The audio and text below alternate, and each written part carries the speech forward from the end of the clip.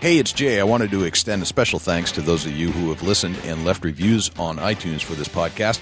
Please leave a review if you haven't done so already. We sincerely appreciate it. We're producing this show independently, and unfortunately, that is not free. We have to pay for digital hosting space, software, equipment, websites, and travel out of our own pockets. But we'd love to keep this show going as long as possible. Pledge your support by visiting www.bigbuckregistry.com/pledge. Thanks for your support and enjoy the show. Big Buck Registry's Deer Hunting Podcast, powered by Advanced Takedown Tree Stands, episode number 192. Wayne Bolton, the Shed Hunting Fool. Please support our sponsors as they make this show possible. Today's show is sponsored by Advanced Takedown Tree Stands and Morse's Sporting Goods.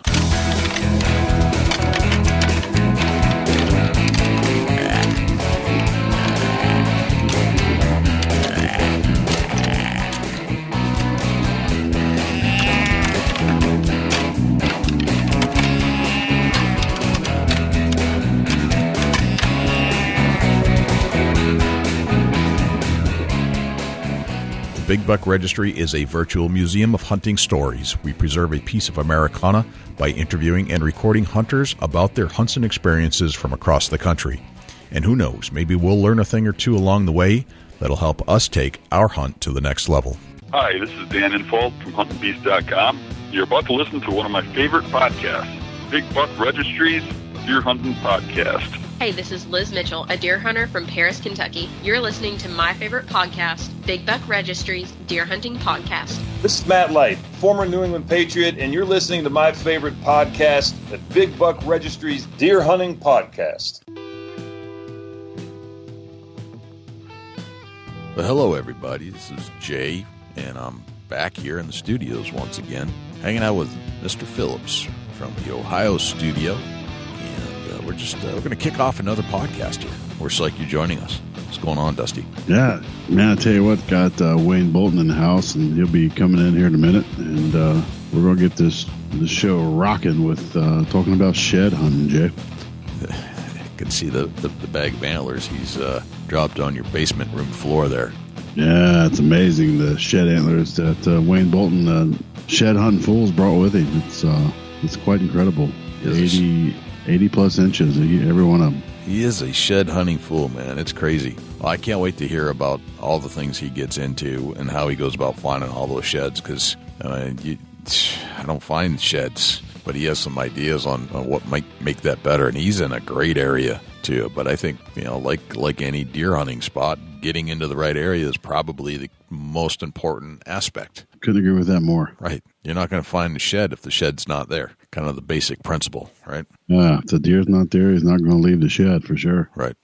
So I'm going to be down at the Trinity Baptist Church, the Trinity Expo, the Sportsman's Expo, on April 1st. So if you're in the Concord, New Hampshire area, please stop by the Trinity Baptist Church over on Clinton Street. And I'm going to be there all day. There's a lot of good sportsman-like things going on over there. So please come down to the Trinity Baptist Church on April 1st for the Trinity Sportsman's Expo. I have a question for anybody listening to the show. We're considering putting some of our content out that is ad-free. And by doing so, you'd have to purchase the app, but you wouldn't have to listen to any ads. So I'm asking for some feedback from everybody. I think I'm going to do a Facebook post, but if you could shoot me an email with some reflection on that, I would appreciate it. And shoot me an email, jay@bigbuckregistry.com. Would you listen to this content and pay for this content if it were ad-free? Very curious to find out. I know that there are a lot of things that I listen to or watch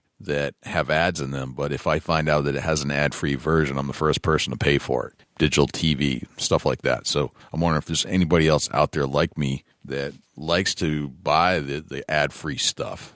So if, again, jay@bigbuckregistry.com, and shoot me some feedback. We're thinking about setting up that kind of format.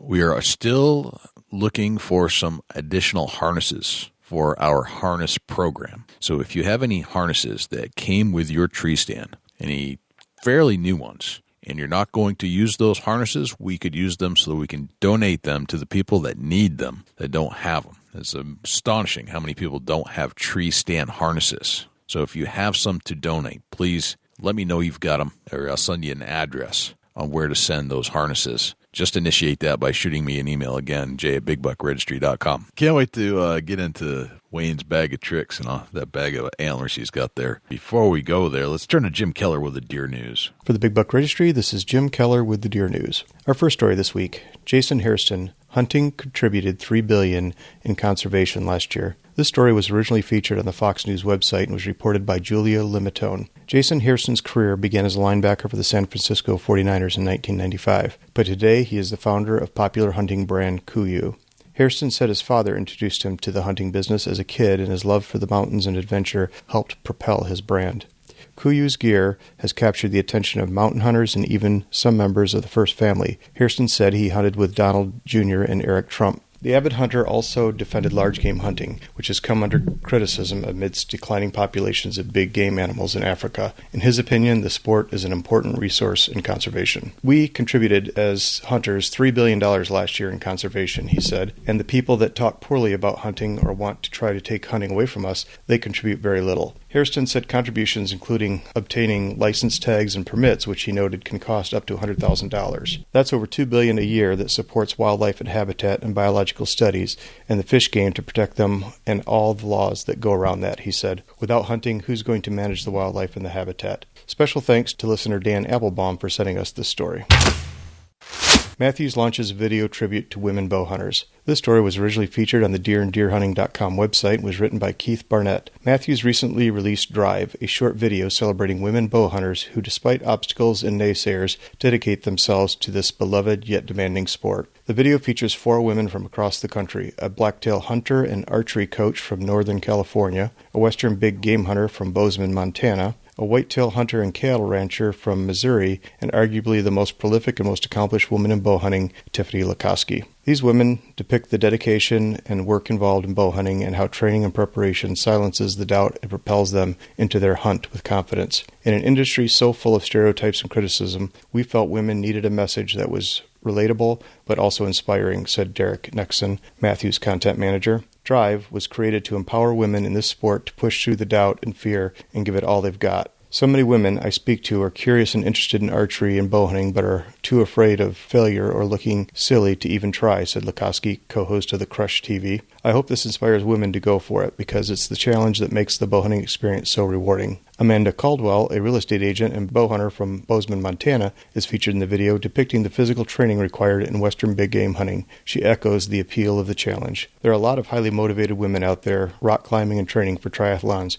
because they love the outdoors and seek sports that physically challenges them, said Caldwell. I think this video helps outsiders see how empowering bow hunting can be while also celebrating the dedicated women who are already out there crushing it. All 4 women in the piece are shooting Matthews' new women's bow, the 2017 Avail, which, like the video, is designed specifically to empower female bow hunters. Idaho Fish and Game ask Idahoans not to plant Japanese yew. This story was originally featured on the Fox News AM 1310 KLIX website and was reported by Benito Beza. Idaho wildlife officials have asked Idahoans to plant alternatives to Japanese yew after a large number of animals were killed this winter after eating the plant. In a news release, the Idaho Department of Fish and Game asked homeowners, landscapers, developers, and nurseries to use other decorative plants other than the poisonous shrub. This winter, Idaho Fish and Game says 30 elk, 50 pronghorns, and a couple moose, several deer, and a number of domesticated animals died from eating Japanese yew. The deaths happened all across Idaho, from Boise to Preston. Officials say any type of yew can be poisonous, such as Irish, English, or Chinese yew. Fish and Game has encouraged citizens to remove any and all yew plants for the safety of wildlife and pets. Even the dried yew leaves can be toxic and must be thrown away, preferably in a landfill where animals cannot get to it. Please use the link in our show notes to check out the rest of this article, which includes a long list of alternative, non-toxic landscape plants. That concludes this week's edition of the Big Buck Registry's Deer News. For links to the stories featured this week, please check our show notes at www.bigbuckregistry.com. If you have any questions for future topics or have any questions about any of these topics, please email me at jim@bigbuckregistry.com. For the Big Buck Registry, this is Jim Keller with the Deer News. Thanks to Jim Keller for the Deer News. Without further ado, here's Wayne Bolton, the shed hunting fool. Wayne Bolton, welcome to the Big Buck Registry's Deer Hunting Podcast. What's going on, my friend? How's it going, Jay? Doing well. You're sitting in the Ohio podcast studio next to Mr. Phillips, and I'm a little scared for you right now. I'm a little scared for myself. As nice as sheds he brought with him, Jay. Yeah, that was really nice of you, Wayne, to bring a nice collection. I did not expect that. Yeah, I figured I'd throw in a bag full. He brought a full big duffel bag loaded full of 80-plus inch antlers. Holy cow, dude. Unbelievable. There's some giants in there. There is some giants. I'm telling you, you got one out. I got one in my hand. It's like, oh, my God. Those are my babies. They're my babies, too. They just belong to Wayne. That is awesome. I don't know. Hopefully we'll have some of the stories told about where you find these things. Every day on Facebook, you're pulling up something new, and I don't know where you go or how you get them or what your strategies are. But, man, you are a shed hunting fool. Let's put it that way. That's right.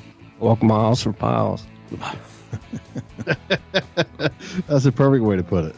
That is awesome, man. So I can see you're obsessed with antlers like us and everybody else that is a fan of the show and all of our Facebook followers. So this is going to go well. I can already feel it. So, Wayne, tell us about yourself. Where are you from? Where do you hang out? Where do you call home? In the woods. In the woods. All right. Is there any particular segment of the country that you like to hang out in more than the next? I live in Brown County, which is southeast of Cincinnati. Lived in Tennessee for 10 years. Okay. Moved back to Ohio in 1996. That's where I call home. Are you from Ohio originally? Originally, yes. Born and raised in Ohio. Okay.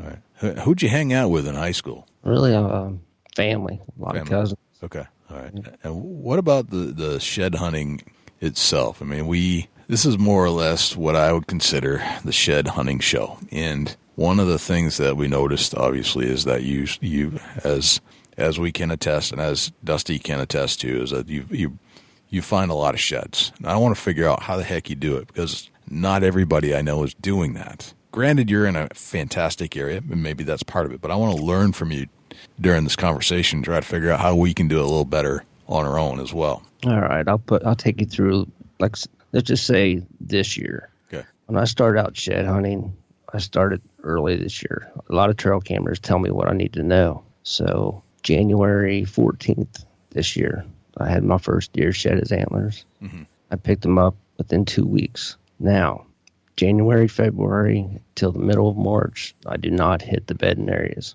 I'm always concentrating on the food sources. Okay. Do not I don't want to go in there and bump them out. And I learned a strategy over the years that if I stay out of the bedding areas and only go to that certain spot once a week, I pick up more sheds, and I don't bump the deer out as much as I would if I went there every day or went to their bedding areas. So I've put together a pretty good strategy.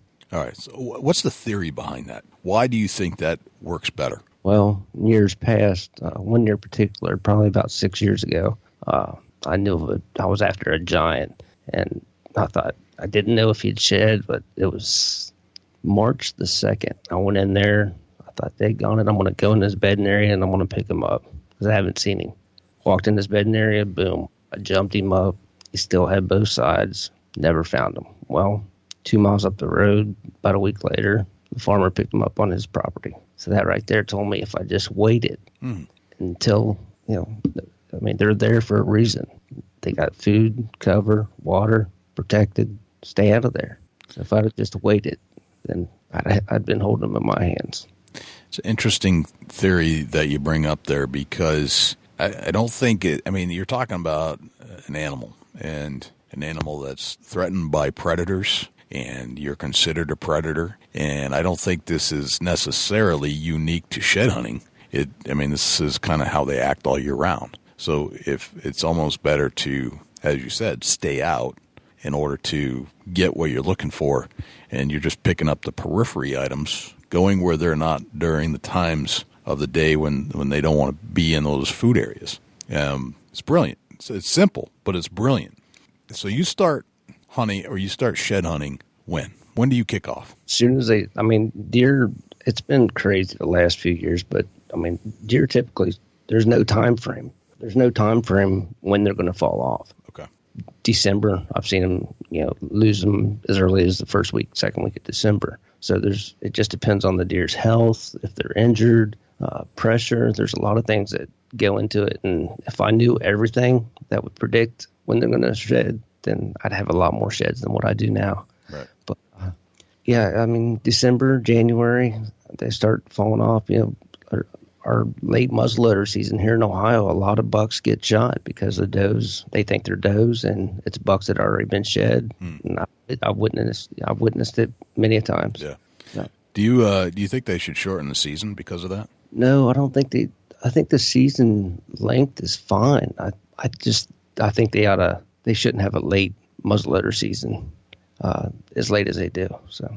Okay, gotcha. When you were living in Tennessee, did you have a shed hunting strategies back then as well? There was nothing in Tennessee. Nothing. All right. Why? Why is that the case? When I found and how I got to Tennessee, it was kind of I was in the 7th grade, and this is how I found my first shed antler. And I'll get to the Tennessee part. Okay. I was, in the 7th grade. My neighbor was out flying her kite, and the string had broke, and the kite went across the road into a field. So I was the friendly neighbor to go out there to pick up her kite.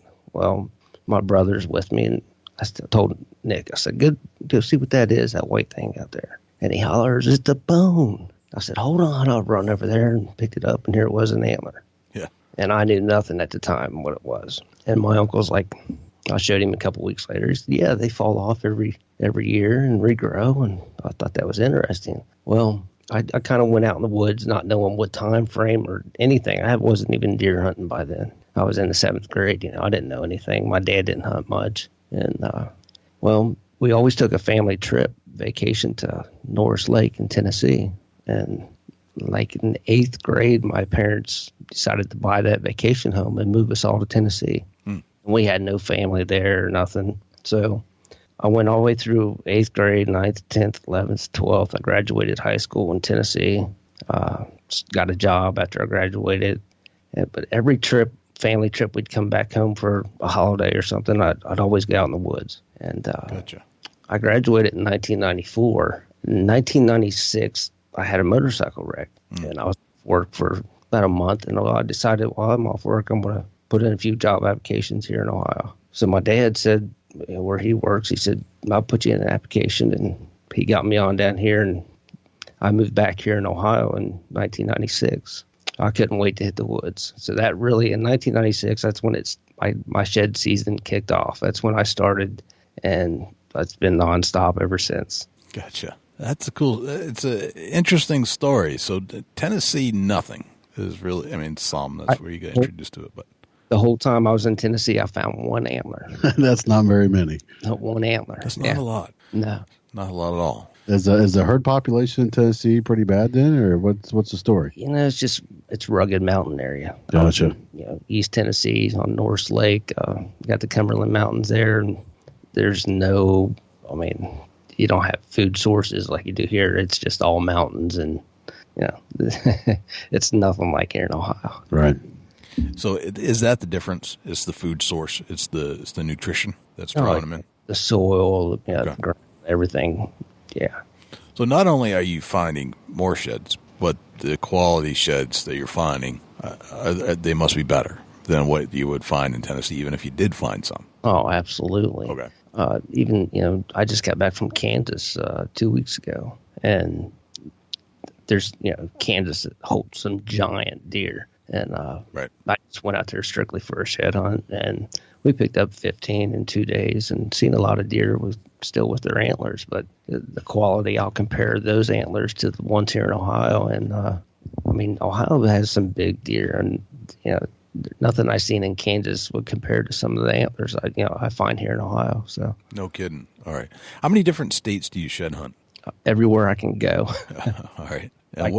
Kentucky. I do a lot of hunting in Kentucky with my buddy Matt Tomeyer, Indiana, Illinois, well, now Kansas, here in Ohio. If I go on another place, to a hunt, I've always got, if you're a shed hunter, you always got your eye peeled on the side looking for sheds. Wow. All right. So you're hunting, you're literally hunting in some of the best deer states in the country. Oh, absolutely. do you always come back to Ohio, or are there other states that kind of pique your interest? I mean, obviously, going all over the place, and there must be a reason. I couldn't. I got to hunt Illinois, Pike County, Illinois. In the years past, that's all you heard about. Pike County, Illinois, Giants, land of the Giants. I went there hunting. I seen one buck that was at 170. It's over the years it's been a little overrated, and I mean they have some giants in Illinois, Iowa, and all across the Midwest. But here in Ohio, if you gave me hands down anywhere to hunt, I'd hunt right in my backyard here in Ohio. Okay, very, very interesting. All right, so let's say I want to just kind of take on a little challenge here, or at least pretend like there's a challenge. Ohio, that's where you prefer to shed hunt. Absolutely. Okay. The other states where you go, I have to assume that you have a skill set, and I don't really know how simple this is. Keep in mind that where I live, if I find a good shed over the course of a couple of years, I feel like I won the lottery. Right. All right. So what I'm trying to zone in on is to try to figure out what it is. Let's say you go to another state where it's not as good. Are there skills that you have, or maybe it's just the plan? I don't know. Maybe it's the plan that you have, and when you go, how do you decide where to go shed hunting in particular? What are you keying off of? Right, and where to look. Just like when I went out to Kansas, I never stepped foot on the ground before in my life. Exactly. A friend of mine, actually on Facebook, just messaged me and said, "Hey, I got a couple thousand acres to hunt. I live in Colorado. Would you like to get out there in Kansas and shed hunt?" Absolutely. Didn't know what to expect. I looked it over with the aerial photos, and once I got there, it's just Kansas is flat. And I'm thinking, didn't know where to start. Basically, went off of start with the food source. Where's the main food source? Greener the better. Soybeans, pick corn, winter wheat, acorns. Well, there's hardly any ridges in Kansas, so typically deer bed up high, feed down low. And what little humps we found out there in Kansas, when we got there within the first hour, we found 5 up on a ridge, and hardly anything down low except for in the bean fields. A lot of winter wheat, the grass fields for miles. You just have to trip on one to find them out there. So basically, just like I did in Kansas, I just went straight to the food source, followed deer trails, try to put together what I think is a good game plan, and start from there. Gotcha. So you use maps to try to figure that out initially? Oh yeah, aerial photos. Aerial photos. Okay. All right. And what in particular on the aerial photos are you keying off of? What do you notice? What sticks out? I look for pinch points and funnels going into the food source, and if there's no trees, not big blocks of wood, look for those little draws. Just like I did, when I went to Kansas, I started pinpointing spots. Sitting here in Ohio thinking, this would be a good spot. This would be a good spot. And I actually went in there and found some in those spots. So you laid it out before you left out then, kind of the routine you wanted to hit. That's right. I did my homework before I left and put a plan together. And gotcha. Makes sense. Oh yeah. Every farm that I got, I always have a game plan before I go. And what I want to do, I don't go in there blind, because we can pull it up on MapQuest, check it out. It's the best tool I've got. And a lot of places I have, like my favorite, most particular areas are favorite spots here in Ohio. I live here. This is where I'm going to do most of my walking, most of my shed hunting. I have a lot of family, big family, know a lot of people, friends. Hey, my aunt lives on 20 acres. She said you can come over and walk it. Cool, I'll be there. And then it escalates from there. And if I got 50 places to go, I'll space them out. I only go to, like I said, I only go one place once a week. If I go to this farm on Monday, whether I find 1 or find 10 or don't find any, I won't go back there till the following Monday. So interesting. All right, so you're almost planning this.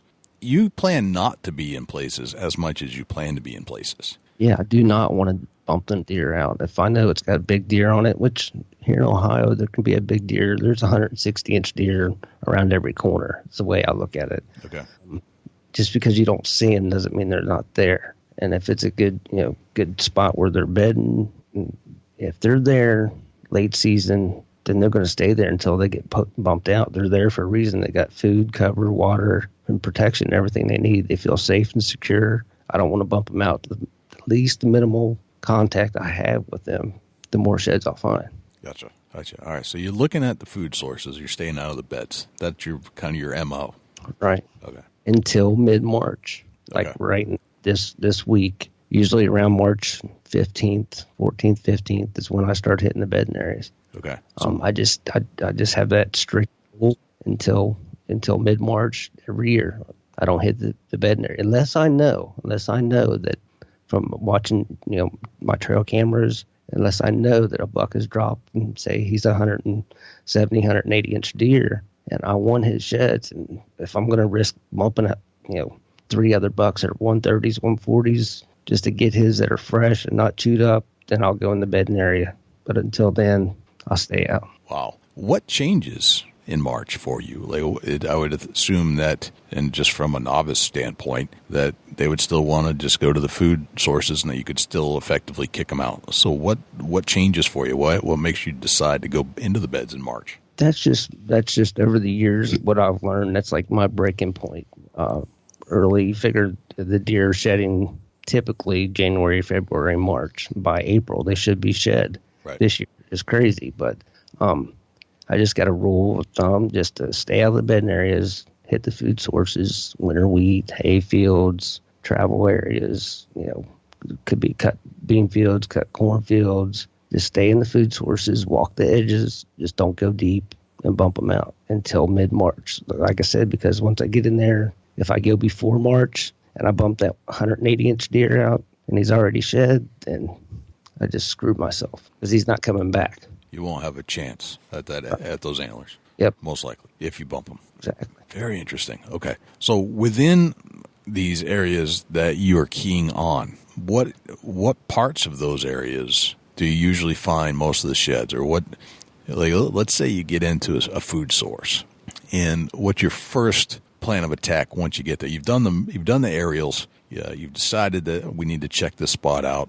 You looked at their entry and exit points, their paths, so you can figure out kind of where you want to go. When you're heading in, do you have an inclination as to where you're going to find most of those sheds, or is that where you got to put your feet on the ground and to start investigating? All right. So throughout the years past, I typically keep the same places, and if I find sheds, then I know where I'm going to find them the next year. Okay.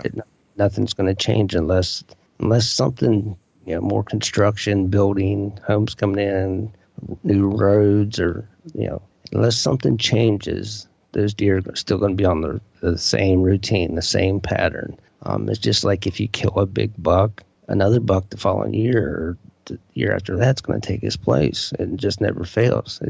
So these deer, what you don't see is that they are a routine. They'll do the same thing year after year, given if you don't bump them out. Now, say, here's a little story. I got one of my best days. I'll never forget this. I went into this place.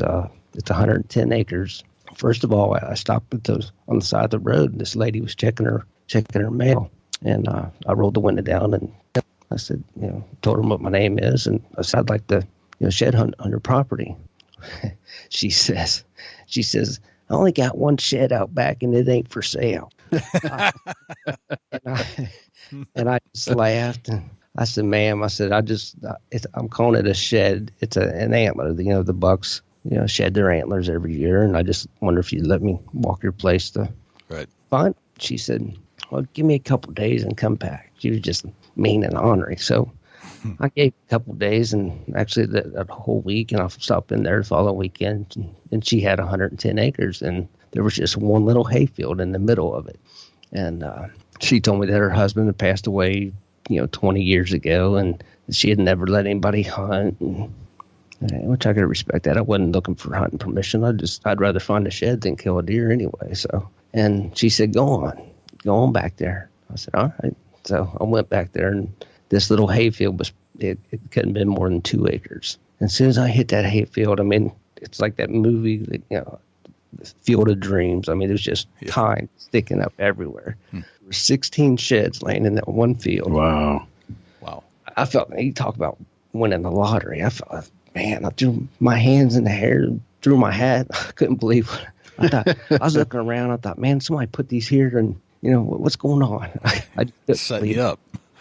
Yeah, there were 16 sheds in that one little 2-acre patch. Holy smokes! And then I come back to the following weekend, and I found, I think, 8 more. But yeah, it was just, that was just a miracle place, which I don't have that place anymore because she sold it and went to the old lady's place or whatever. The retirement home. Yeah, there you go. Gotcha. So, that's a fascinating story. All right, so you, over the years, once you find a spot, deer come and go. They get shot. New ones come in, but whatever deer are in the area, you can plan after you've mapped this place out. You've checked it out. You can kind of routinely expect to find sheds in this particular area on this particular property. Yep. Over the years. Yep, I do year after year. Now, like early in the season, I told you I don't go in the bedding areas. Right.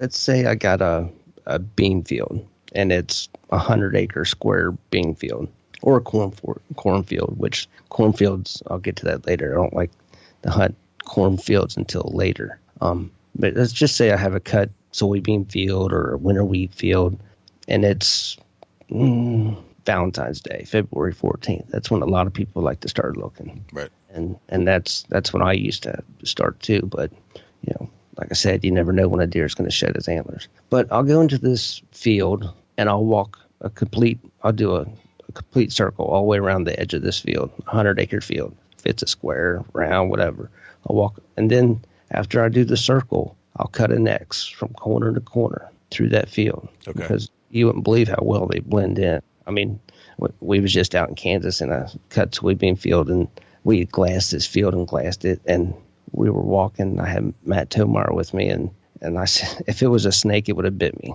I mean, the 60-inch 5-point shed laying 2 feet from my boot. We didn't even see it. No kidding. Wow. And they blend in so well. It's just with the surroundings, and But yeah, that's how I'll do it. And then, say the following week, I'll go back to that same spot and I'll do the same thing. Well, this time I'll step inside the woods 10 yards. And after I already made another circle around the field, cut an X, I'll go inside 10 yards and do another loop around, because big bucks like to stay on the edge. Right. So after I do that, if I don't find anything, well, figure it another week, which would be 3 weeks, then I can start to get deeper and deeper. So by March 15th, once I get in the bedding areas, I'll walk every inch of that property. And sometimes they turn up and sometimes they don't. Now, I'm almost a believer that some sheds drop and fall off and kind of float up in the air and get stuck in trees because I can never find the other side. I mean, I got one right now driving me crazy. I got a picture of him on trail camera at 7 o'clock in the afternoon with both sides. Get a picture of him at 8 o'clock, and he's got one antler missing. So antler's got to be close, right? Right. But I wish somebody would find it for me because I can't find it. Where'd he go within an hour? Who knows? But now I've seen coyotes. I just telling Dusty, I said, I just seen a coyote this week run across the field, had an antler in its mouth. So you just never know what kind of critter's going to come along and pick it up, take it to the den, or chew on it and bury it, and you just never know. A coyote with an antler in its mouth. Well, that's an interesting perspective. Well, they sell the dog chews, and you think about it. Sure. Yeah, these dogs chewing on it, puppies, whatever. Yeah, exactly. So they'll take these antlers. I found them actually by coyote dens, a couple sheds all chewed up. And, yeah. It's just crazy to me. That's interesting. I didn't really put that together. I mean, but they're canines. Really, at the end of the day, they probably want to chew on them too. Right. Plus squirrels. I mean, they carry much. Interesting. No kidding. So you have a routine, the circular X patterns. That's clearly described that, so I can envision all that stuff. And how much are you relying on binoculars? You said you were glassing fields. How much do you rely on those, and what does that add to your abilities? Right. Until maybe 2 years ago, I always thought, the lighter the better, and I never carried any. And then I got in a cornfield one time. I thought, man, I'm going to need some good binoculars. And because there was a monster deer, I wanted his sheds, the only place they were laying was in that cornfield because I had eliminated everything. They had to be in this cornfield. So I got a good pair of binoculars, and I'd go down every row, scan every row, scan every row, scan. Because in the cornfield, they all look, I mean, everything looks like an antler. And ever since then, and I found that buck sheds in that cornfield using the binoculars that way. And ever since then,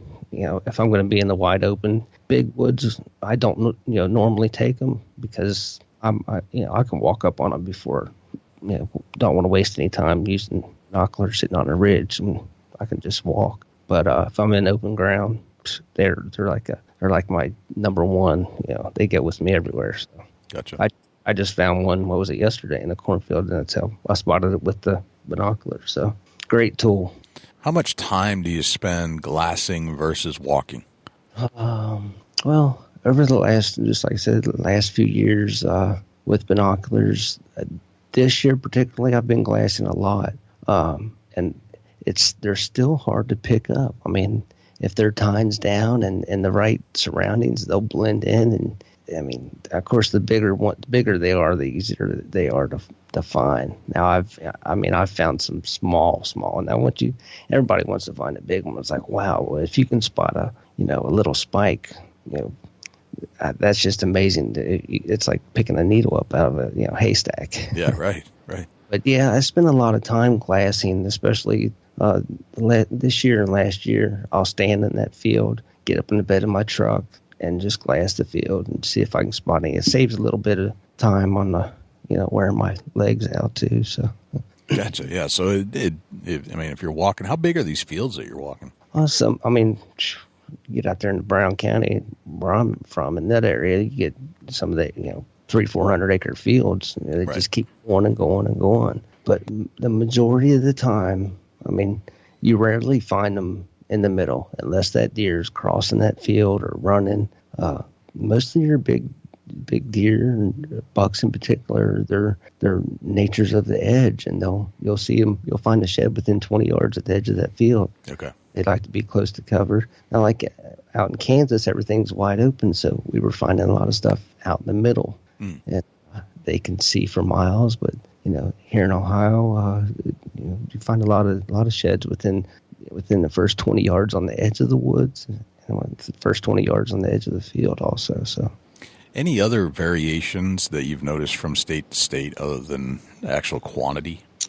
Just mostly terrain, quantity.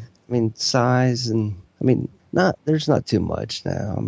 Kentucky, we pick up quite a few out there, and the deer is just right across the river, so it basically got the same. This side of Kentucky on the north side, along the Ohio River, basically the same deer. Gotcha. And do you change your strategies at all, going state to state based off of the terrain that you have to encounter? Yeah, sometimes rule of thumb is deer bed up high, feed down low, and that I try to use that philosophy everywhere I go. If there's a high spot, deer like to bed up high and feed down low. It's just the way it's always been. That's their nature. I try to look at the terrain and do the same thing. Put a plan together. And number one is the food source. They have to eat, and once you find the food source, then you can start eliminating other things and concentrate on that one. Now, how they get into that food source, where they coming from. Gotcha. It could be a mile away. I got it, like the first one that shed this year for me. I found his shed on the neighbor's property. His aunt lives almost a mile away, and I found it on a ridge in her backyard, and it was up over a mile from where I was getting pictures of him. Wow. So crazy.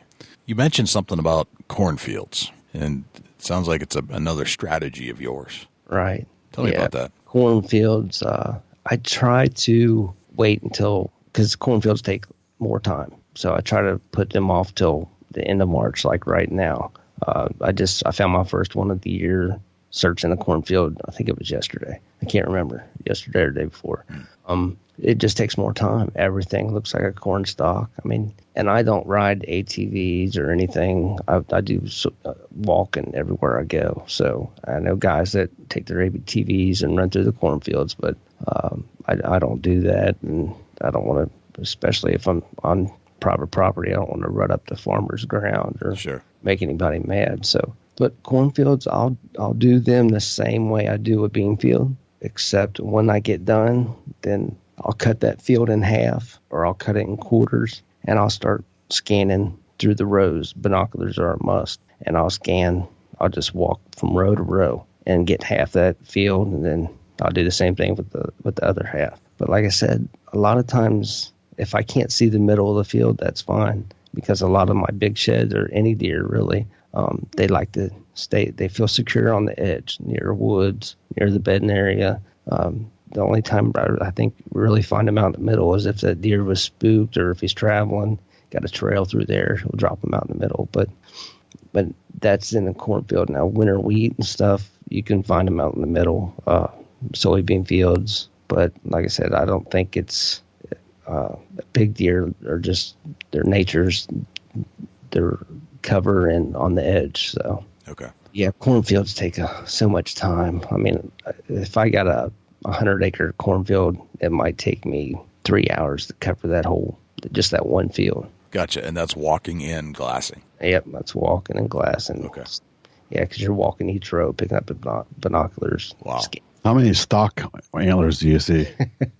That's what I said. And then once I think if I spot one, I'll have to walk 50 yards down that row and dig on it. And if it's not a shed, then I'll back up and have to go to the next row, start where I just left off. And yeah, it can be a pain in the butt, but it saves a lot of tractor tires too.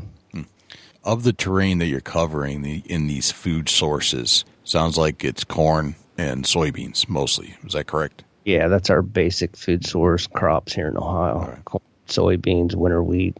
Okay. The very cool thing, Jay's been down to Brown County. I have. I know exactly what you're talking about. Right. Wide open, big, long fields and tree lines. And Some small ravine woods and a few decent-sized hollers we crossed, I reckon. Yeah. The slipperiest mud on the face of the planet.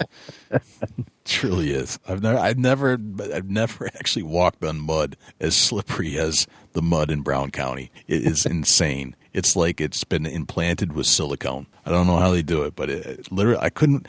Just a basic hill. I got stuck. It was raining and snowing a little bit, and you had to get a running start, or you were not going to make it. So would you get 3 tries? I did.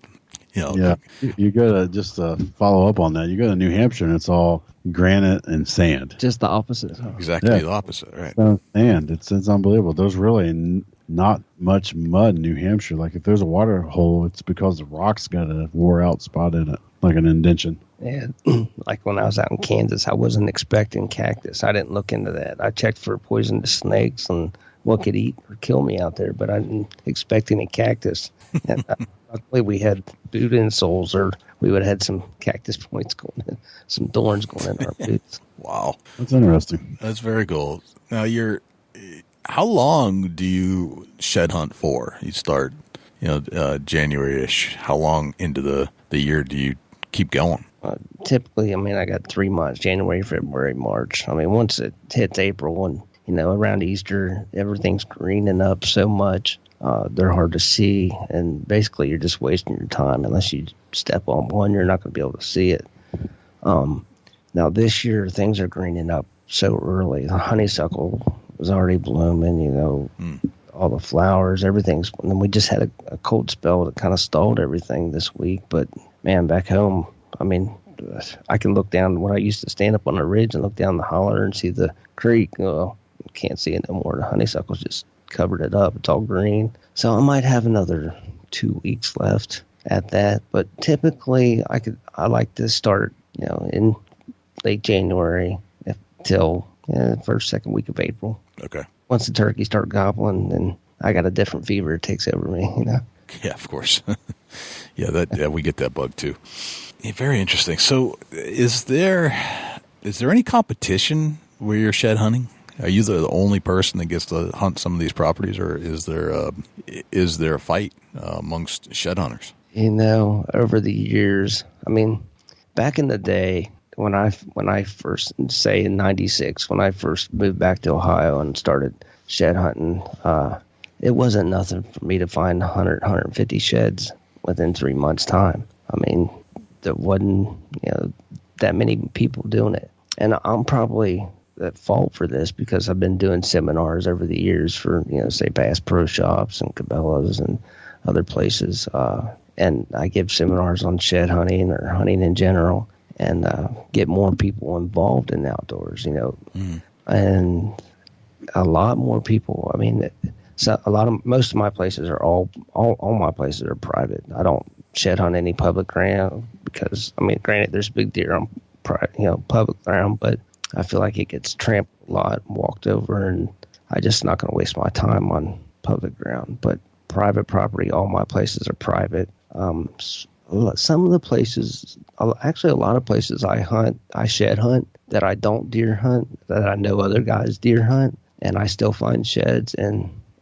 But when I go into a place and I see footprints and it's deer season's over and they're fresh, and I just bite my tongue because I know that they've been in their shed hunt. Yeah. And I try not to let people know where I'm at or tell people what farm I hunt. I try to stay to myself because if I told everybody, it's just like if you kill a big buck and the first thing everybody wants to know is where'd you find it at, right? Or where'd you kill it at? It's in the woods, But I've had down by the brook. A lot of people trespassing, and there's nothing you can do about it. I've seen people get dropped off, and they'll pick them up a mile or two down the road after they'll call them, and I've got pictures of guys on trail cameras. But yeah, it's getting to be a hassle. Once people start finding out that sheds were worth money, basically, because a guy can come in and buy shed antlers and sell them to a trade that they're making these dog chews and toys and stuff with and reselling them, and you buy a little 6-inch dog chew antler for $10-15, sometimes more. Well, you can once they find out that people can make money off of it, then you're going to have some trespassing. And so my shed numbers have went down in quantity over the years. I was going to ask you if because of that it's gone down, and what kind of a market is out there for antlers? Are they getting fair dollar, or is it just a couple bucks for these things?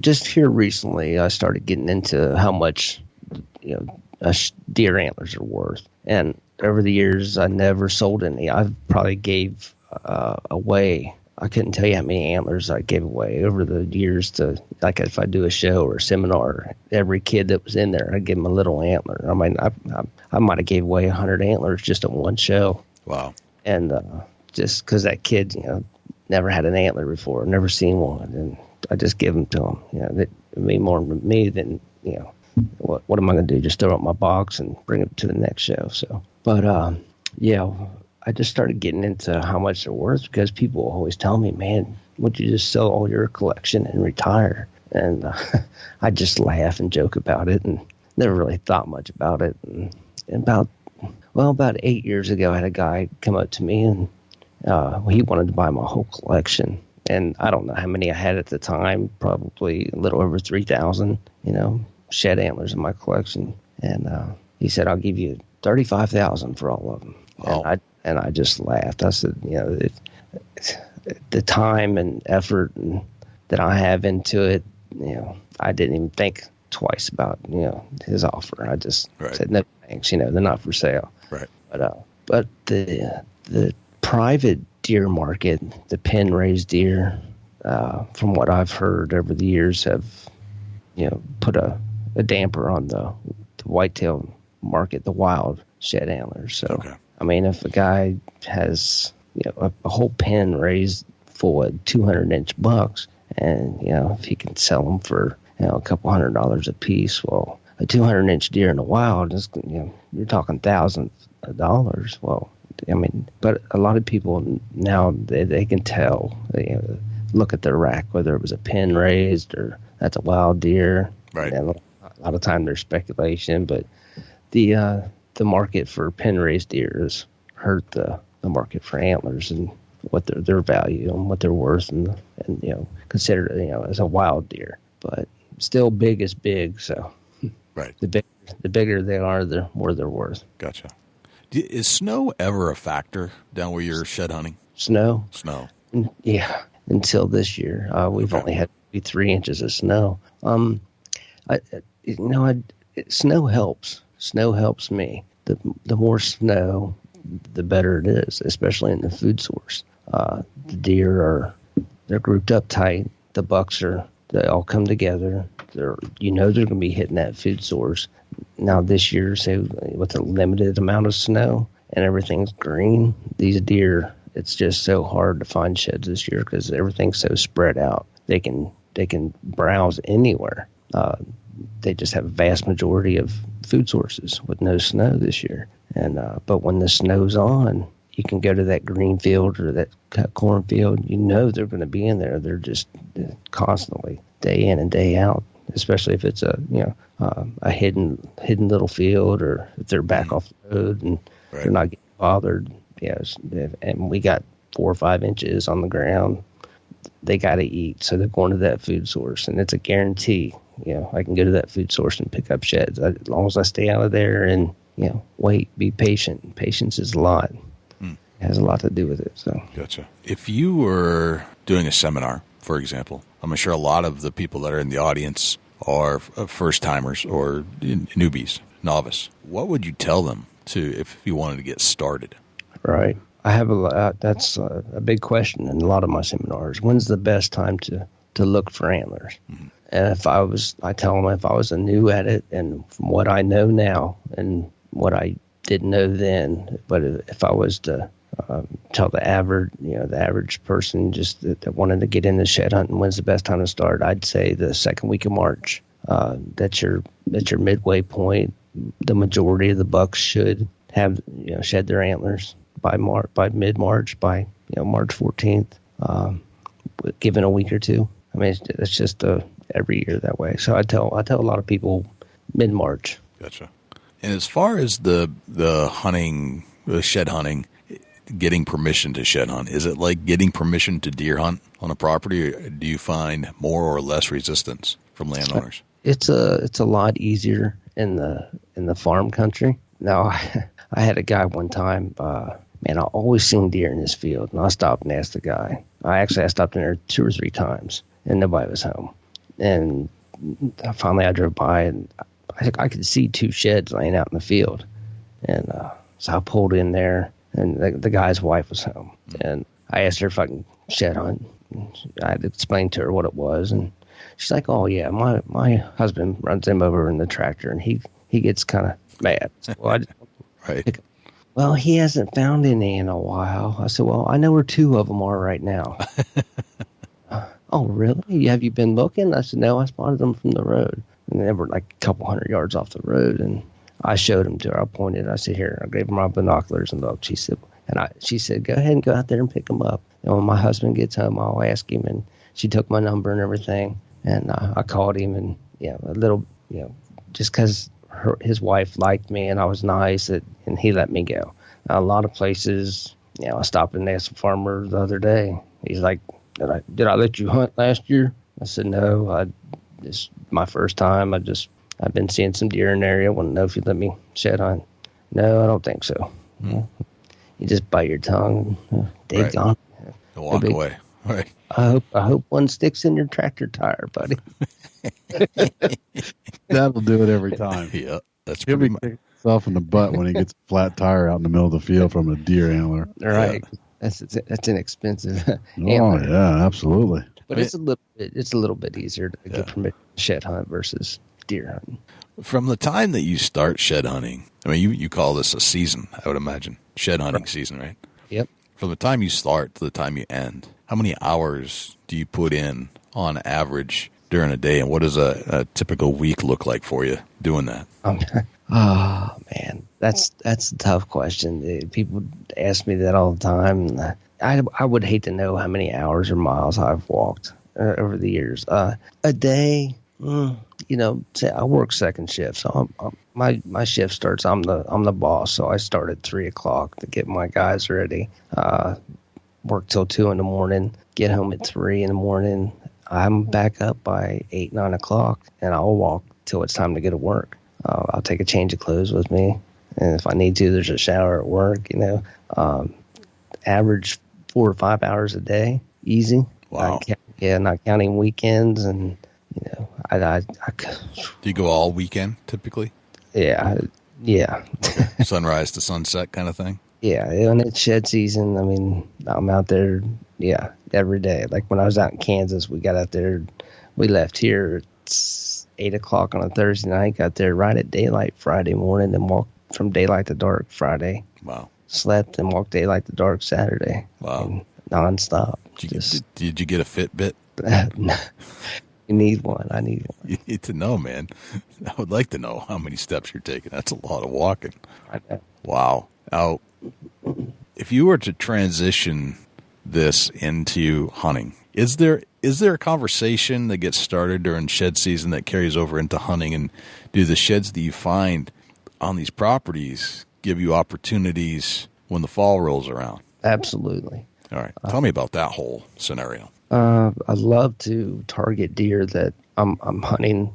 Okay, as far as hunting goes, say if I got 10 farms that I can actually hunt, I'll let my trail cameras do the work. I'll pick out which farms have the biggest deer that I want to go after, and I'll narrow it down to 3 farms. I feel like the more I bounce around, the worse my odds are going to get. And now when show season comes around, I target those deer that I might not have been hunting that fall, or I'll target the deer that got away, or if I know there's a 4.5-year-old or a 5.5-year-old that I let walk, that I know is going to be a 6-year-old, it's going to be a stud next year, and I want to find his sheds. I make that my number one. Yep. Just like I had a deer drop late January this year, and then he dropped the other side 2 weeks later, and ended up picking up both sheds. But and out of all these sheds that I've got, only 3 bucks that I've harvested that I found sheds off of. And my first one was in 2007. I was working at Bass Pro. I was working there part-time, then doing some seminars and stuff for them also, then still working my full-time job. And I had found a set. This was in 2007. Yeah, 2007. I'd found a set from a typical 12.6 by 6, and I thought, he was my target deer for that following fall. And I left Bass Pro at 1 o'clock. I got off work, drove straight to the farm, wiped down with all the scent stuff, got dressed, jumped in the tree. It was October 30th, and he was the one I was after when I had the sheds. And he came by at 5 yards. I shot him with my bow and got him the next morning. And that was the first deer that I killed that I had the sheds off of in 2007. And I did a full body mount on him with the sheds, and he's sitting in my living room just as pretty as could be. Because I always said the first one I shoot that I find the sheds off of, I'm doing a full body mount, especially if he's big. And he was big. He was 180, 179, 5/8. Right. So, yeah. Wow. Very cool.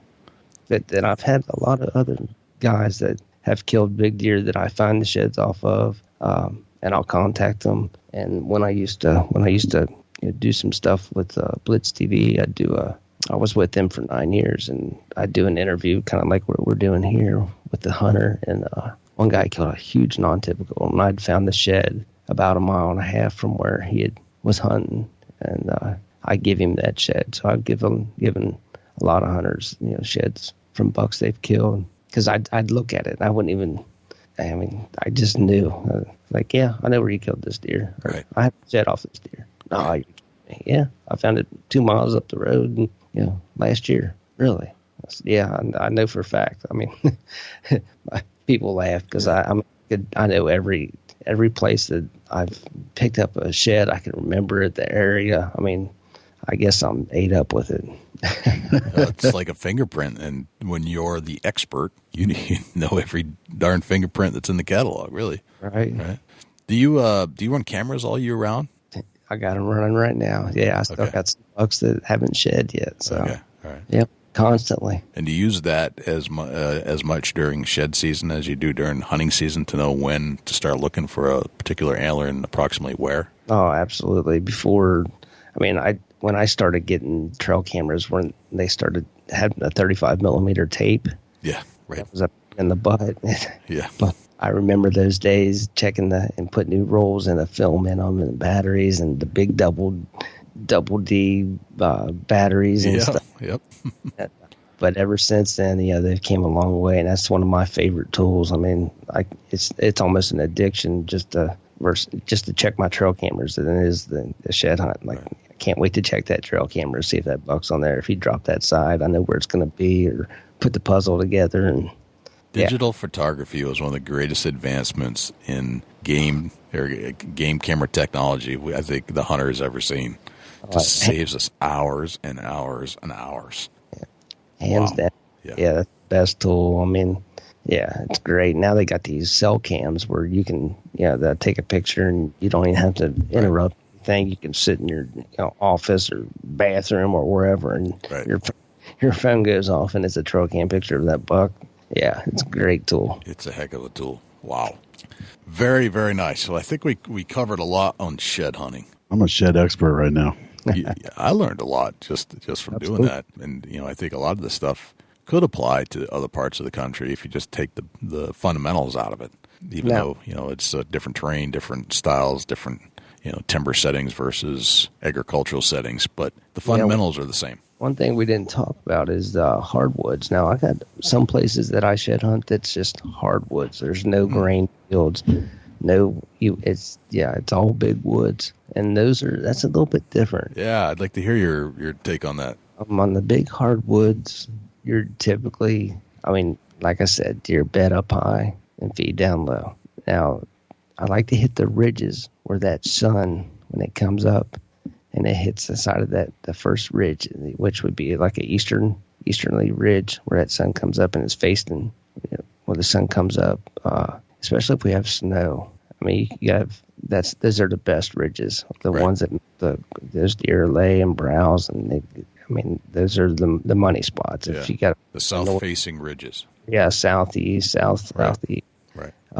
If you got a north or a west, I don't even really concentrate on them. I just go to those, the southeast, southeast slip, where that sun hits the most.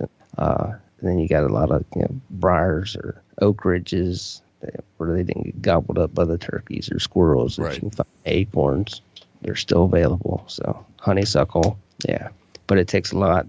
You got to be slow and observant. Then other spots I like to look versus the big woods is what I call rabbit country. Right.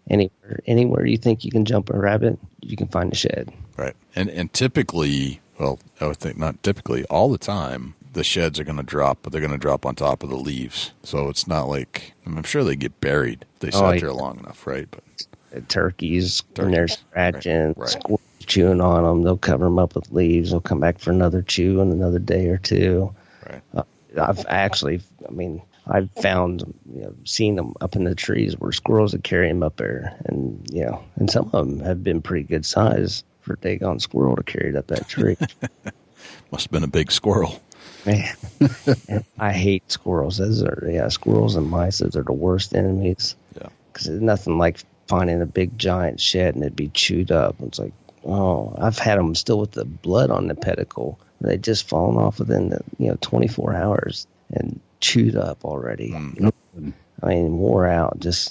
They've chewed 20 inches off of it. I think it just depends on the area. Some places I'll find them, and they've been laying there all year and haven't been touched. They're a little weathered, but haven't been chewed on. It's just, it blows my mind. Wow. How many, or I don't know if this is even the right question, do you count how many you actually collect throughout the season? I used to, a lot of people were, how many you got this year, Bolton? Or how many you find this week? And I got to know what I'm up against. And it's like, a lot of people look at it as a competition.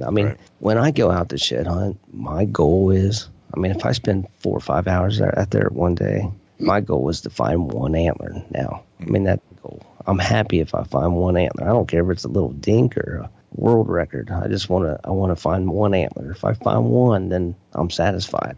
Yeah. I've had times when I get been out for a week and not find any. And that's tough. It's like, man, you start questioning yourself. What am I doing wrong? Am I missing them? Or am I just too early, too late? Am I in the right spot? You start questioning yourself. But this year, I think I'm at 45 right now. Okay. So 45 since mid-January. Is that like a normal season for you? Yeah, it's about average. Average. Okay. I mean, like I used to back in the day, I could find 100, 150, no problem. But given I only got maybe 2, maybe 3 more weeks, depending on the weather and how much sunshine we get, and the grass is getting tall and the weeds are growing, I might have another week or 2, 2 weeks. But if I hit 50, I'll be satisfied. Which it doesn't matter. I found most of my target deer for next year. Right.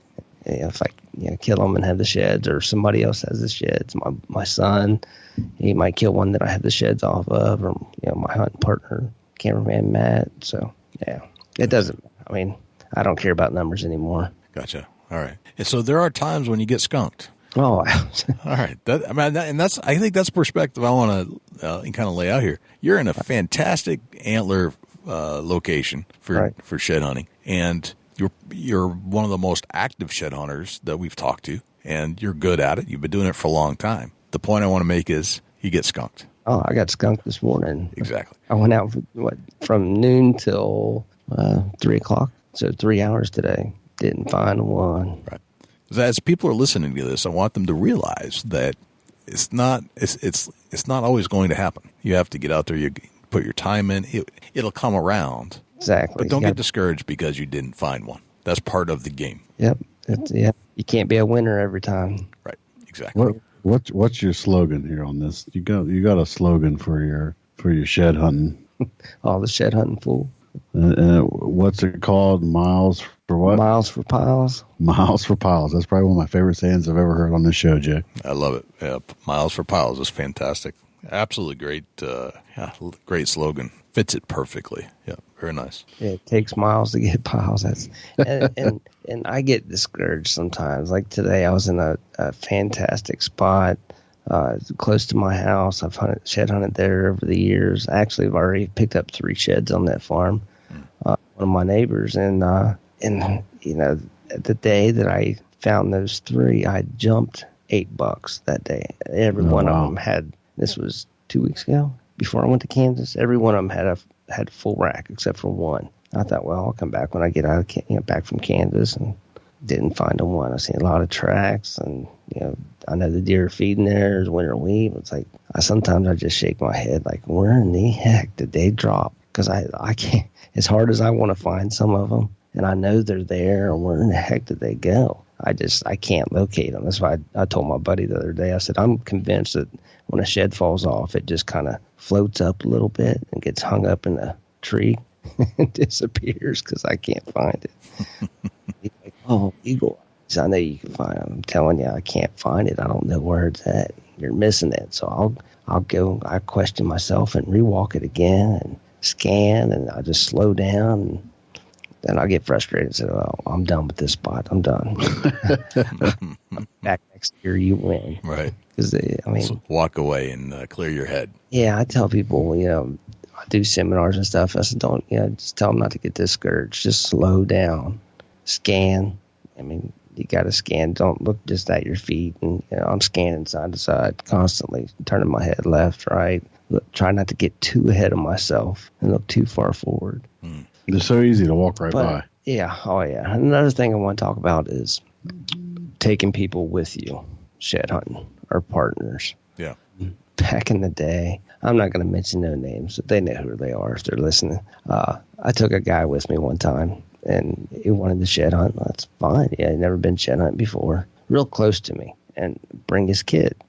That's great. Let's do it. Well, we're walking across the field, and this guy, actually, I'd spotted it was a set laying side by side in a cut bean field. Mm-hmm. And I'd seen him a long ways, but I wanted to get up there close and let the kid see it, and so he can run up there and give them to him. Right. I'll tell you, the guy pushed me out of the way and run up and grabbed him. I just shook my head. He's like, I found them. They're mine. And here I was going to give them to his kid, but right. And then you get some. Now I tell people. I mean, I just had a lady ask me yesterday. She messaged me, and I told her, I said, I'll be more than happy to come out there. She's got some big deer. I'll be more than happy to go out there and find them. I said, if I find them, they're yours. You can keep them. I don't want them, especially if you're hunting a deer. I said, I don't care if it's a world record through your sheds. Because big deer, they make people do strange things. I mean, they do. You couldn't have drove the nail any harder with that phrase right there. I mean, it breaks up families and relationships and friendships and just over an antler. Right. So I tell people, I have tons and tons of people ask me, take me shed hunting, you want to go, and some I do. I've taken few, mostly relatives, and some people I just partly because I don't want them to know where I shed hunt, and because one time I took a guy to one of my favorite spots and we shed hunt together and picked up 10 or 11 sheds in one day and had a great time. He gave them to me, which was the right thing to do because I hunt the farm. Well, the next shed season I drive by that place and his truck's parked there. And, he went up to the landowner and told him that he knew who I was, or he knew me, was friends, and said it was okay if he went shed hunting. And I just bit my tongue. I mean, I could have done other things, but never went shed hunting with him again. He never went with me. You know what I mean? Right.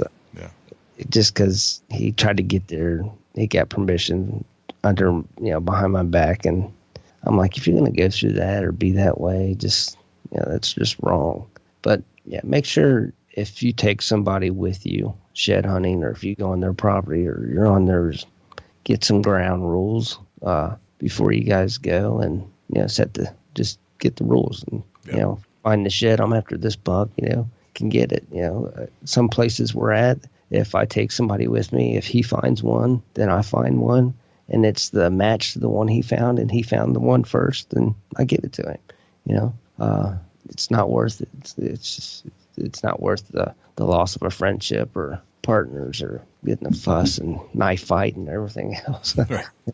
Knife fight that goes on out there. So there are some weird emotions that go through your head, though. As an adult, you kind of forget you're an adult sometimes, and I equate it somewhat to if you're a baseball fan and you go to a stadium and you say you're 40-something years old and you've never caught a baseball in a stadium, or you've never had one of the players toss you one as they come off the field in a pro game, and they do, and your son's sitting there, or there's a kid next to you, you grab that ball and your first instinct is put it in your pocket. The adults that are really thinking about it are the ones that hand it over to the kids, because the kids are more important.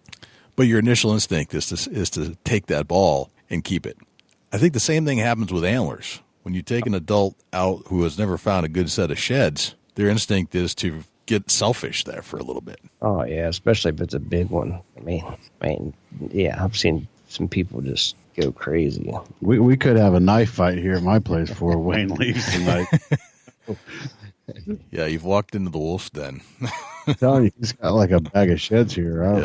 I'd sell my feet for. Right. Yeah, good ones in there. But yeah, just set ground rules. If you're taking a buddy, or a friend or a girlfriend or whatever, just make sure you guys know whose antlers they are, or if you're splitting them, or who finds the first one and you find the second one. If it's a match to the first one, then set some ground rules. Keep it friendly and have fun. It's all about getting in the outdoors, spending your time just enjoying it. Yeah. Well said. Very well said. Well, you want to get into a deer hunt and some rapid fire questions? Yeah, let's do it real quick. We'll run through a deer hunt. We're obviously talking about shed antlers on this show, so I think that it'd only be fitting for Wayne to tell us a story about how he picked up a set of sheds the previous year and killed the buck the following year. So let's get into a hunt, Wayne, and kind of break it down where we're headed. I'm assuming it's going to be Ohio, and run us through the guillotine of how this went down. How about how about I do the one of last year, and I picked up his set of sheds, but I didn't harvest him. Somebody else did. Let's get into it. And this was a giant. I have so many I have a history of this deer for 5 years.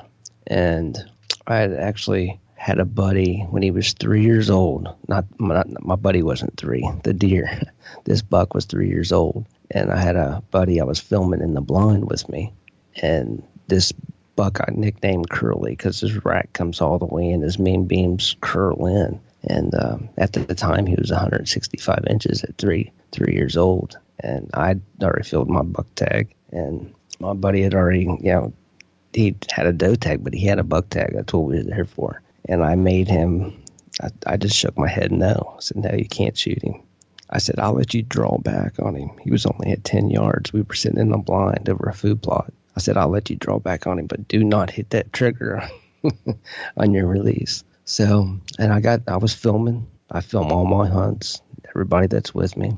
Well, after that, I had found that deer sheds. I'd found Curly's sheds that year, that winter. Now, the following year, he disappeared. And I got one picture of him, and it was November 11th during the rut. And that was it. Didn't find his shed, so he was at 5. He was at 4.5 then. Then he just disappeared, and he was probably he was every bit of 170, still a 10-point. In 2015, never seen him. I thought I never got one trail camera, and this deer stayed on my farm. It's only a 98-acre farm, and he lived there. I mean, constantly. He was there every day. Tons of trail cam pictures of him, and he just disappeared at 5.5 years old. So it was almost a year and a half before I'd ever seen this deer. Well, on January the 17th, 2016, I'm looking through my trail cam pictures just like normal, and boom, there's this giant buck, non-typical. I took one look at him, and I said, that's Curly. He'd been gone for almost a year and a half. Don't know where he went. Never heard anybody killing him. I just figured, died of old age or just moved off. Some deer just move away. And there he was, January 17th. Well, on January 23rd, he was there. He came back every day. January 23rd, I pull in there, check the camera. Actually, I'm headed down. I was on my way to the Cincinnati hunting sports show, the boat show down there. And I thought, well, I'll swing by the farm, check the camera. He's got one side missing. I thought, oh man, I'm not going to the sports show. So I parked the truck and I found that shed within 5 minutes. I walked over the hill and it was laying right there. So I did a little thing got my camera out, did a little thing and just to document it in case I kill him in the future. And went on to the sports show and took the shed in there. Showed a few guys. They're like, wow, that one shed was 98, a little over 98 inches, 98 and 5/8. Well, the next day, I did the same thing. The next day was on a Sunday. I believe it was the 24th of 2016. And I did the same thing, pulled up, went checked the card. He was there at 12 o'clock at night, still with the one side. 2 o'clock in the morning, he showed back up and didn't have no antler. He'd already shed it. So I parked the truck. I thought, well, I'm going to do whatever it takes to find this other side. Well, lo and behold, he carried it another 24 hours that other side, and it's thick and huge and massive. And he dropped it 50 yards from where I found the first one. No kidding. Yeah, just over the hill. So now it was 50 yards away from the other one from the day before. So we did I called Matt up, and he brought the camera, and we did some B-roll and finding the sheds, because I got a huge history of this deer. And so now 2017 season opens up, and I'm fired up. This deer, he was those two sheds, he was 203 and some change. And I've never killed one over 200. My biggest deer is 180. And I had a good feeling. Well, he kind of stayed away. And he was all around me. And this deer was so visual, I had to call the wildlife officer and let him know that it looked like a parade out in front of the farm, because, this deer, he would stand, full rack, summer, full velvet, stand 10 yards off the side of the road, people taking pictures, and he was just so visible. It was driving me nuts, and we was afraid he was going to get poached. And boy, as soon as he shed that velvet, they got a different stage of mind because he went nocturnal. And I got a few pictures here and there. I just kept holding out, and that was my target deer. I wasn't going to kill anything unless I was after Curley. Then I got a phone call. It was opening day of shotgun season, and a guy across the street, which is pretty cool that this guy shot him, because as soon as I got the call, it was the neighbor. He said, Curley's dead. Well, of course, my heart just sank. Like, daggone it. Who got him? I thought, well, Jack got him. He said, no, I didn't kill him. He said, a guy leased some property over here. Just got into hunting. Took his son out, and he'd never killed a deer before. He popped up a ground blind and a little pile of corn there, and he said, and that was the first deer that he'd ever killed. He said, this deer, and he said, Curley just come walking across the field, 8 o'clock in the morning, hour and a half after daylight. He said he had 50 yards. He stopped and he shot, and he went down. And it's pretty ironic that a first time hunter, and this guy, he was in his mid 40s, never killed a deer before in his life, and shoots one that was over 200 inches. But shoots a world class buck just like that. Right. I remember you posting the story about all this going down. Yeah. And I got a hold of the guy, and I asked him if he wanted the sheds, and he said he wasn't interested in them. He said, I got the rack I need, and I said, okay, that's that. Congratulations. And he didn't want the sheds, huh? No, he didn't want the sheds. Ain't that something? Yeah, he didn't care. He couldn't do nothing with them. He didn't have any interest in them. Wow. I think I'd had to take you up on your offer and get them mounted. Right. Have a previous year. That'd been a heck of a story. What a story, though. Just amazing beginner's luck, and with all the time that you put into that particular deer, how it ended up. That's it's something that you just never know what's going to happen with a big whitetail and how it's going to end up. And for a guy to go out and shoot it first year out, never hunted before, that's amazing. Yeah. Wow. Yeah. A nice ending, though. Yeah, nice ending. In a lot of ways. Wayne. Yeah, right. not for Wayne, but I ended up taking 150-inch 9-point, right. late in the season, which you hear so many stories every year about how a big buck gets shot by the first time hunter. It's just always. Right. It's always bigger than the one you got. Exactly. Or the one you're after. Yeah. So I have no hard feelings or jealousy. There's always a big one that shows up to take his place. So, yeah, congrats to that guy. Yeah. Man, that's a tough one to swallow, though. Yeah. That's just way that's hunting, though. It's part of the gamble that's going to happen. Yeah. You force them to stay on your piece of property that you got permission to hunt or own or whatever.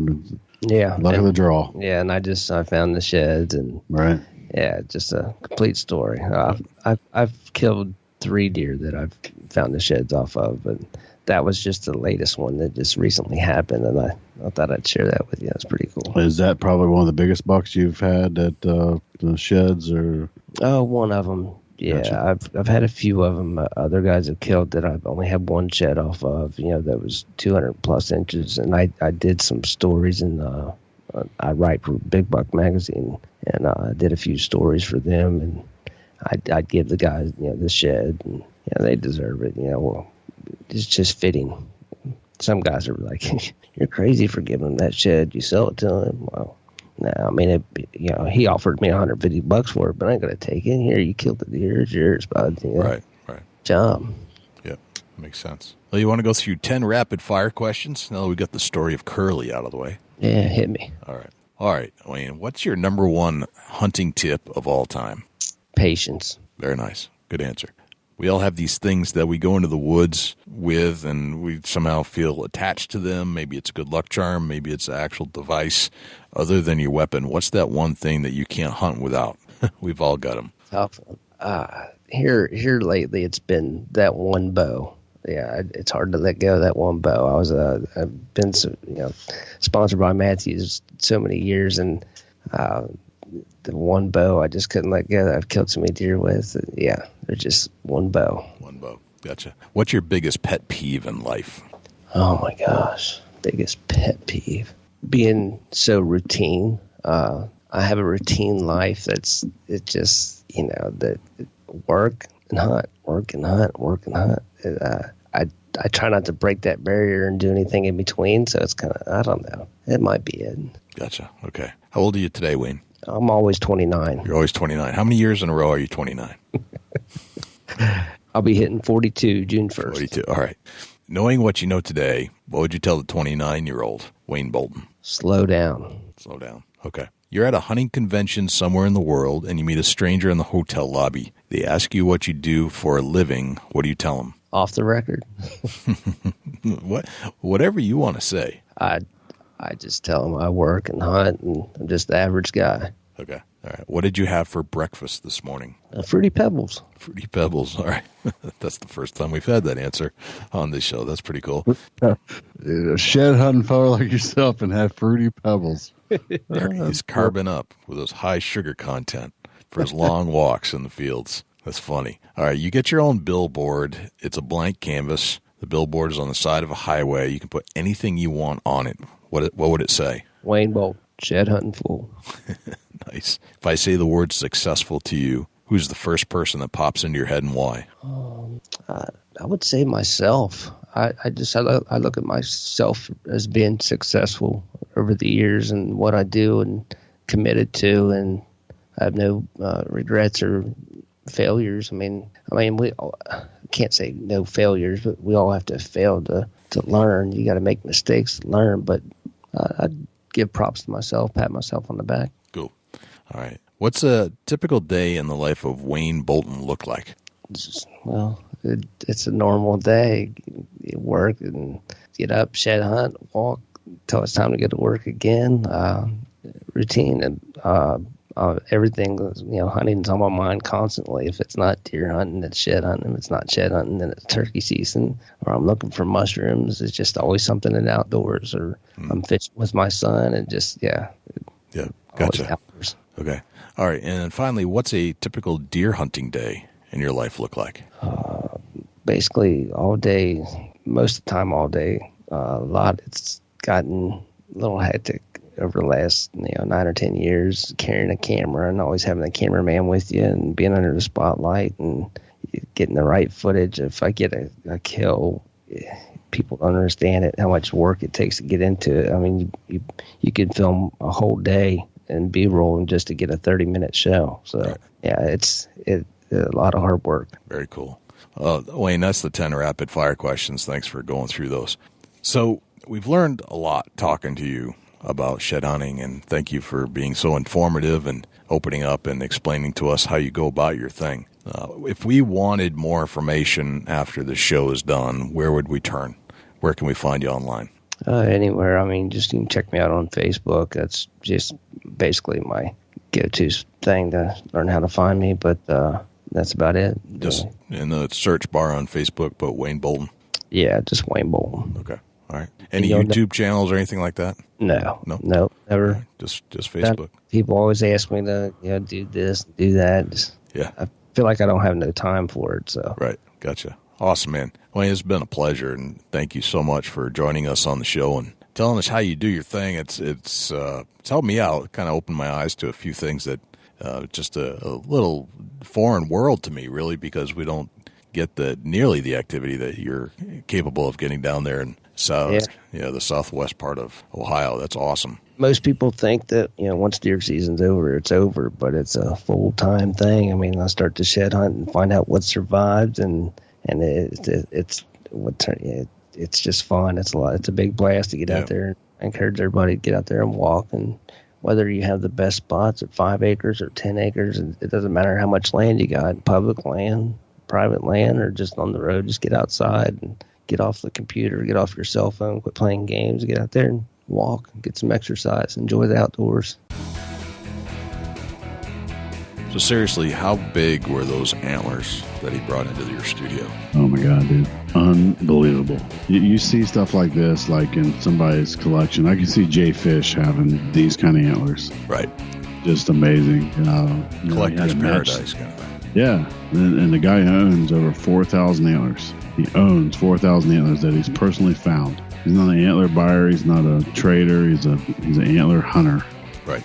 It's amazing. I don't think he's paid for any before, right? I mean, these are all things he just finds out there. Yeah, this all natural shed hunter.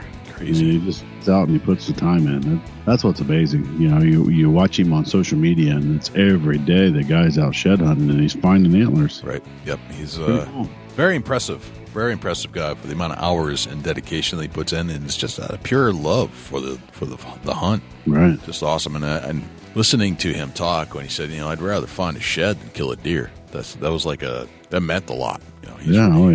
He cares a lot about the animals. Yeah, he's addicted to shed hunting. Well, thanks to Wayne for sharing all his little secrets there. That was pretty good. Kind of like a sickness, It's pretty cool though. Yeah. It's a cool sickness. Yeah. Saying that in a good way. Exactly. Yeah, it's a good addiction to have. Right, for sure. I mean, it's great exercise, and wow, just the freaking miles you got to put in to find antlers like that. Yeah, be curious to find out how many miles he actually walks. Right, no doubt about It's a lot. It's a lot. Anyway, do we have a Chubby Tines tip of the week? Yeah, Jay, we sure do. Right now is the time. The Chubby Tines tip of the week is sponsored by Morse's Sporting Goods. Firearms, used firearms, bows, used bows. Located at 85 Kentucky Falls Road in Hillsborough, New Hampshire. Give Jim a call at 603-464-3444, morsessportinggoods.com. Your dollars go further in New Hampshire. There's no sales tax. Morse's Sporting Goods. And I do this myself, so I'm speaking from experience, and this is how it unfolds. Right now is the time where the farmer is starting to get his stuff out and get prepped for the season to come as far as get ready to plant his crops and all that stuff. So it's time that he may need a little help. And by doing that little help, that helps you get you permission on your hunting grounds. If you're trying to get into a farm, the guy's a farmer. He's going to need some help hooking up equipment, greasing equipment, backing up stuff, and getting things out of the barn. One Saturday or 2 Saturdays can go a long way with a guy that's out there trying to get his equipment prepped for the season. So stop by. If he needs to change field cultivator shovels on his field cultivator, it's 2 bolts on each one. You pull the bolts off with the impact wrench, you put the new bolts on, tighten them down, and move on to the next one. It's pretty simple stuff. Even if you're not a farmer, you can help him hook up a piece of equipment and help him get prepped for the season. And man, I tell you, just a couple good 8-hour days goes a real long ways with a guy that's got a lot of the ground that you can hunt on. Get that trust built up, and let him know that you're willing to pitch in a few hours or a couple days worth of work to hunt his place. Man, it goes a long way. Gotcha, man. That's a great tip, man. Helping the farmer with just some chores around the farm. Great idea. I don't know what to do around a farm necessarily. I'm not really a farm hand or guy. Never spent a lot of time on a farm, but I'm pretty handy with my tools and fixing stuff. So I think if somebody just pointed me in the right direction, I'd be okay with that. Yeah, it's pretty basic stuff, and a lot of times it's you're hooking up a planter and you're backing the tractor up trying to put the pin in, and most guys don't have brand new stuff that you hit the brakes and it stops where you want it and it sits there. Some guys have got to rock the tractor back and forth and drop a hitch pin down in, and I'm telling you that you hook up a sprayer or a planter or a field cultivator or a disc or a harrigator, whatever you're working with, and it's always nice to have an extra hand there to help you get it hooked up and make sure that things are locked in as far as hydraulic hoses, and then all that stuff's pretty simple, and I'm sure the farmer will talk you through it. When somebody helps me hook something up, I'm usually right there looking behind me saying, hey, do this, do that, do this. So it's pretty simple stuff, but to stop and make that effort to help him out, and I'm telling you, it'll go a long, long way. Very, very cool, man. Very nice. Well, I think that's a great tip. Dusty, where can we find you when you're not hanging out in the studios with me? First and foremost, shoot me an email, dusty@bigbuckregistry.com. You can look me up on Facebook, Chubby Tines Outdoors, Instagram and Twitter @Chasing Antler. Jay, where can the people reach out to you when you're not on the mic? Like you said, I think email is probably the best place to start. It's jay@bigbuckregistry.com. You can always follow us on Facebook, facebook.com/bigbuckregistry. And likewise, following suit, twitter.com/bigbuckregistry, instagram.com/bigbuckregistry, youtube.com/bigbuckregistry. And by the way, now YouTube is hosting all of our audio that's been turned into a video, so you can listen to this show over on YouTube. That's pretty darn cool. You can also find us on Stitcher and Blueberry and on the Libsyn channels. And we're still part of the Outdoor Podcast channel. I think that's everywhere we're hanging out. If you are a iTunes subscriber or if you're an iTunes user on an iPhone, please subscribe to the show if you like it and leave us a review if you would. We really need that feedback to let us know. And quite frankly, Dusty, and I'm not sure why this is, but we have not yet achieved the 1-star rating yet from anybody. I thought for sure we pushed somebody's hot button, perhaps an anti-hunter, tell us how much we suck, but that's not happening yet. That's a good thing, I guess. I guess. I don't know. I think we need to get a little more controversial on our show or something. Maybe we should have an anti join us on the show. There you go. Right. A PETA supporter, people eating tasty animals. There we go. That's exactly right. I think that's another show, man. I can't wait to come back and do it next week, but unfortunately it's time for us to go. I'm Jay Scott. I'm Dusty Phillips. This is the Big Buck Registries Deer Hunting Podcast. We'll see you next week. Can't wait.